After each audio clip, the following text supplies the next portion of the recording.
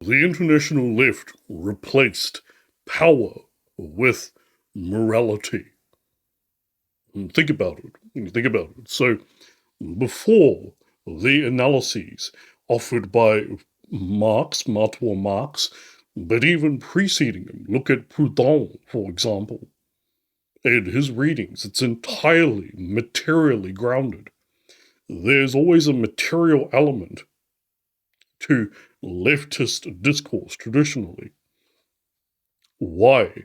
Because matter brings power. As one historian that I read in summing up the Enlightenment likes to describe the Enlightenment thinkers, only matter is what matters. Do you see what I'm saying? And so the material forces, the material conditions, the material interactions that dictate our lives, we on the international left understood this first and foremost. Again, to sort of incite the example, invoke rather, the example of Martin Luther King. He was a union man first. He was a labor union man first. He was interested in the material conditions of people, of all people, and that was the platform on which he then built his call for racial equality. This is no longer the case for many on the left who ascribe to the left. I wouldn't describe them as leftists personally. I would describe them as liberals. And furthermore, I think actually conservatives are just as guilty of this sin, if we're honest. But my job here is to criticize fellow leftists so as to strengthen us. Basically, a kind of here is medicine, I'm your doctor, and this is medicine, and it might not taste good, but it's needed. And so these are sort of the self-reflections we need to make for those of us that are part of the international left.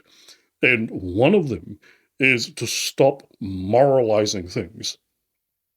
Instead, we need to attach material analysis to everything that we do.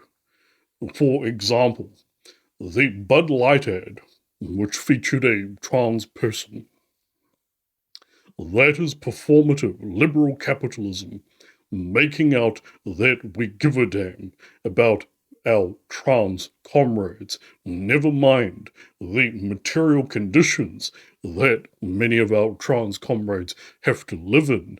And so that is an example right there of the kind of fake performative morality that is on the side of many leftists, saying things like all white people are racist. That doesn't help the conversation at all. Another one is, and this is perhaps the best one I've heard so far, and I'm not going to name the feminist that said this, Arab men hate women.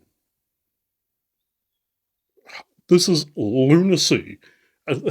This kind of ultra moralizing and hyper moralizing and condemnation of entire groups because of their perceived privilege is divisive. This is the language of Rockefeller, of Carnegie, of Buffett. When you think about it, this is how you divide the workers, tenants, and debtors of the entire world. As if to say, as if, we don't already have enough divisions between us. We have to add more.